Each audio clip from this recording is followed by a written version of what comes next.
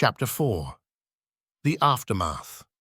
The camp of Israel was eerily quiet as the sun began its slow ascent, casting faint light over a landscape marred by the unmistakable marks of judgment.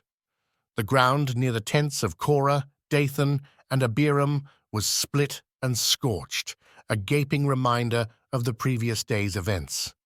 Smoke still lingered in the air, where fire had consumed the 250 leaders who had followed Korah in his rebellion. Mothers clung to their children, pointing at the scarred earth as they whispered warnings about defying the Lord. Fathers spoke in hushed tones, their voices trembling as they recounted the horrifying events. But amid the quiet grief and fear, whispers of anger and doubt began to ripple through the camp. Blame and fear spread. "They were our leaders," a man muttered to his neighbor as they walked past the remains of the rebellion. "Korah, Dathan, and Abiram, they spoke for us, and Moses let them die." Another man shook his head. "It was the Lord's judgment. Did you not see the earth open beneath them? Only God could do such a thing." "But why?" a woman interjected, her voice breaking. "Why would God punish them so harshly? Maybe Moses and Aaron provoked him. Maybe this is their doing." The murmur of voices grew louder, spreading through the camp like wildfire. Fear turned to resentment, and resentment to anger. Many began to question the motives of Moses and Aaron, their fragile faith shaken by the sheer severity of the punishment. Moses faces the people's wrath. The next morning, Moses emerged from his tent, his expression heavy with sorrow. He had spent the night in prayer, seeking God's wisdom and strength to guide the people through yet another storm of unrest. But as he stepped outside, he was met with a crowd of Israelites, their faces filled with anger and defiance. "You have killed the people of the Lord," a man shouted, his voice carrying over the restless murmurs of the crowd. Others joined in, echoing his accusation. Moses raised his hands, signaling for silence, but the crowd pressed closer, their voices growing louder. Some waved their fists in the air, their fear of divine judgment overshadowed by their desperation for answers. "You claim to lead us in the name of the Lord," another man cried, "but all you bring us is death and suffering. First, Korah and his followers are swallowed alive, and now you expect us to believe this was God's will?" Aaron stepped forward, his face pale but resolute. "You saw with your own eyes what the Lord has done. It is not our authority you challenge, but his." The crowd hesitated, some falling silent as they considered Aaron's words. But others, emboldened by their anger, continued to press their accusations. Moses took a deep breath, his voice calm but firm as he addressed them. "The Lord will make his will known. He is just and holy, and he will not allow rebellion to stand. If you challenge his authority, you bring judgment upon yourselves." The glory of the Lord appears.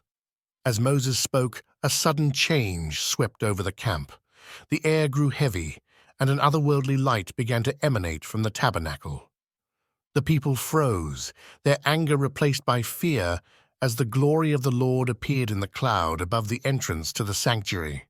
A voice, deep and commanding, echoed through the stillness.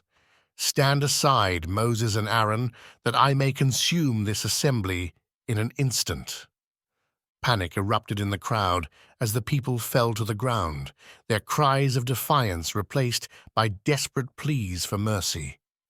Parents shielded their children, and men prostrated themselves, trembling before the visible presence of God. Moses and Aaron fell face down, their hearts heavy with grief. Though the people had turned against them, they could not bear to see the wrath of the Lord unleashed upon the nation. "Lord," Moses prayed, his voice breaking, "shall the entire assembly perish for the sin of one man?" Aaron's voice joined his brothers in supplication, their words filled with urgency and sorrow. "Have mercy on them, O God. Spare your people, for they know not what they do." a plague strikes. Even as Moses and Aaron prayed, the plague began to spread through the camp.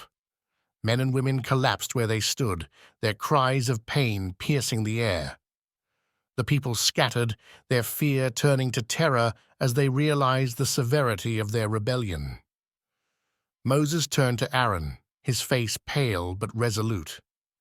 "Quickly, take your censer, fill it with fire from the altar, and make atonement for the people. Stand between the living and the dead, for the plague has begun." Without hesitation, Aaron obeyed. He ran to the altar, his hands trembling as he filled the censer with holy fire and incense. Holding the censer high, he rushed into the midst of the camp, where the plague was sweeping through the people like a wildfire. Standing between life and death, Aaron stood in the middle of the camp, his censer held aloft as smoke rose into the sky. The incense carried with it the prayers of atonement, a desperate plea for God's mercy. Around him, the plague slowed, its deadly grip loosening as the scent of the incense filled the air. The people watched in awe as Aaron stood between the living and the dead, his presence a visible barrier against the judgment of the Lord.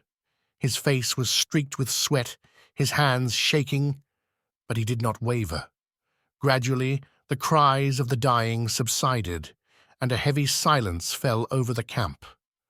The plague had ended, leaving behind a trail of devastation and grief.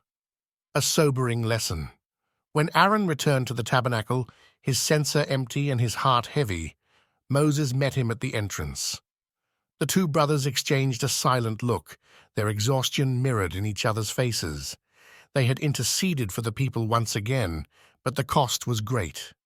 Later, Moses addressed the assembly, his voice filled with sorrow, but also resolve. "Let this be a lesson to you all. The Lord is holy, and he will not tolerate rebellion. Korah and his followers challenged his authority, and they paid the price. Do not harden your hearts, but turn back to him in faith and obedience." The people listened in silence, their faces pale with fear. They had witnessed the consequences of their defiance, and many began to weep openly, their grief overwhelming.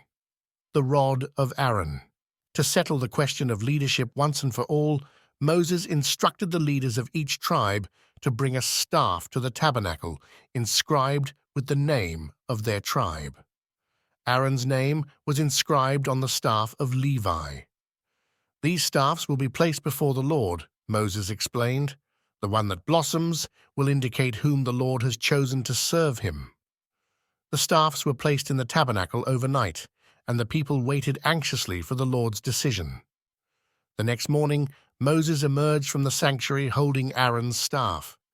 It had not only sprouted, but had also budded, blossomed, and produced almonds. The people gasped, their awe palpable as they saw the unmistakable sign of God's favor. "This is the staff of the man whom the Lord has chosen," Moses declared. "Let it be a sign to you that you may no longer grumble against the Lord." A humbled people. As the people bowed in submission, the camp fell into a sobering quiet. For now, the rebellion had been silenced, but the scars of the events remained. The question lingered in the hearts of many. Would they ever truly learn to trust in the Lord's authority?